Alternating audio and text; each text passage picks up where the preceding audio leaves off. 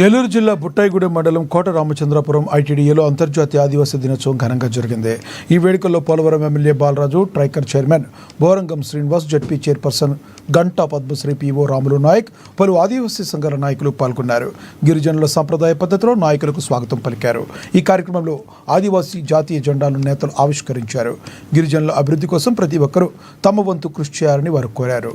విద్య, వైద్యం, ఉపాధి రంగాల్లో సమాన అవకాశాలు కల్పించడం ద్వారా గిరిజన సమాజం ముందుకు సాగుతుందని పిలుపునిచ్చారు.